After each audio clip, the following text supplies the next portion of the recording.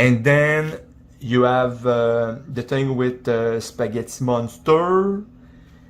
You had the thing with shaving your head, burning a Bible, going around with Vincent calling himself Demon Legion. Everything, full display of rebellion against God. And that's why, okay, the public stoning, that's why the fulfillment of the law, woman taken adultery, Jesus did not judge her there, but it didn't mean that he would not after. You know, just because you believe something, Jonathan, that doesn't automatically mean that it's true. No matter how many times you repeat it to yourself or out loud, it doesn't automatically mean it's true. I believe this, I believe this, I believe this, I believe this, I believe this, I believe this, I believe this. I really believe it. I really believe it. I mean, how can I not believe it? You know, I've always wondered why you were always satisfied with just punishing the adulteress. Is it just because you've been able to keep putting Mary Ann's name out there? Also, you can keep conjuring up reasons to keep stoning her to death. Newsflash, Jonathan. Jesus didn't punish anybody in this story. Now, did he? So why are you? And then it's so sure to me that when he changed the name of Simon Barjona for Peter, it was because Jesus could throw him at her. Because you know, Peter is a sinner, Jesus is sinless, Jesus can throw Peter at her as to stone her. John 8:1. Jesus went unto the Mount of Olives, and early in the morning he came again into the temple, and all the people came unto him, and he sat down and taught them. And the scribes and Pharisees brought unto him a woman taken in adultery, and when they had set her in the midst, they say unto him, Master, this woman was taken in adultery, in the very act. Now Moses in the law commanded us that such should be stoned. But what sayest thou? This they said, tempting him, that they might have to accuse him. But Jesus stooped down, and with his finger wrote on the ground, as though he heard them not. So what do you think Jesus was writing on the ground?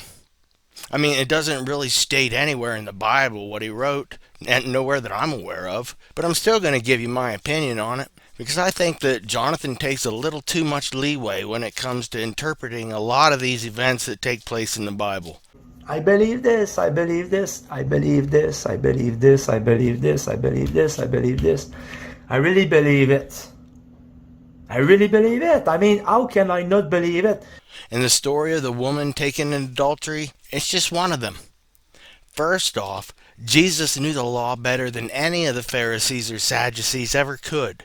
And when they brought the woman before Jesus and accused her of committing adultery, while in the very act of committing adultery, no less, all just to see if Jesus would uphold the law of Moses and have her stoned to death. Jesus knew that this was meant to be a snare to him, because if he didn't stone the adulteress to death for her adultery, Jesus could then be found guilty of not carrying out the sentence that an adulterer at that time would have received. You have to remember that they were still under the Old Testament laws. Jesus hadn't been crucified yet, so that meant that the New Testament of grace and truth, it hadn't went into effect yet. But one thing's for sure about why Jesus handled the situation like he did.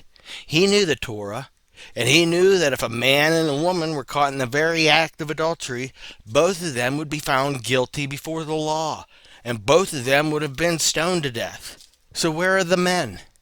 I mean, what Old Testament laws were the scribes and Pharisees referring to in John 8:5? It was either one of two passages from Deuteronomy 22. You have Deuteronomy 22:22. If a man be found lying with a woman married to a husband, then they shall both of them die, both the man that lay with the woman and the woman. So shalt thou put away evil from Israel. Or you have Deuteronomy 22 verses 23 and 24. If a damsel that is a virgin be betrothed unto a husband, and a man find her in the city, and lie with her, then ye shall bring them both out to the gates of that city, and ye shall stone them with stones that they die. The damsel, because she cried not, being in the city, and the man, because he hath humbled his neighbor's wife. So thou shalt put away evil from among you. I believe this, I believe this, I believe this, I believe this, I believe this, I believe this, I believe this. I really believe it. I really believe it. I mean, how can I not believe it? So, like I asked earlier, where's the man that she was caught in the act of adultery with?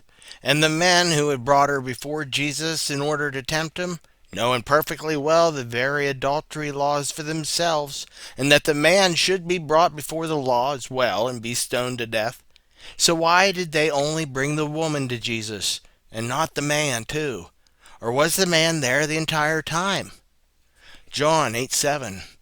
So when they continued asking him, he lifted up himself and said unto them, He that is without sin among you, let him cast a stone at her. And again he stooped down and wrote on the ground. And if anybody cares about what I think Jesus may have been writing on the ground, I happen to think that Jesus was writing each of the men's names out in the dust. Kind of bringing it to the forefront of their minds and reminding them that it was themselves that was the man that was to be brought with the woman for punishment. Each and every one of those men had adulterous relations with that woman, and Jesus knew it. But by having Jesus write each individual's name out in the dirt, they then knew that if they persisted in accusing this woman of adultery, that each one of them could be sentenced to death as well by stoning. So they all left, one by one, which meant no more accusers. John 8:9. And they which heard it, being convicted in their own conscience, went out one by one, beginning at the eldest, even unto the last. And Jesus was left alone, and the woman standing in the midst. When Jesus had lifted up himself, and saw none but the woman, he said unto her, Woman, where are those thine accusers? Hath no man condemned thee? She said, No man, Lord. And Jesus said unto her, Neither do I condemn thee. Go, and sin no more. Wow. Here's the big difference, Jonathan, between how you interpret the story and how somebody else might interpret it. And that difference would be that Jesus never convicted nor even accused the woman for her sin, but instead he told her to go and sin no more. So why don't we get that same thing from you, Jonathan? Why doesn't your cousin get the same consideration from you? Why don't you just send her on her way and tell her to sin no more? At least that way you can at least say that you're following along with the scripture instead of just making it up as you go along. Because in your interpretation, you keep implying that Jesus still punishes the woman and that he uses Peter, or the rock, in order to do it. And then it's so sure to me that when he changed the name of Simon Bar-Jonah for Peter, it was because Jesus could throw him at her. It was because Jesus could throw him at her. And you said that you based that on the fact that Jesus never sinned, but that Peter was a sinner.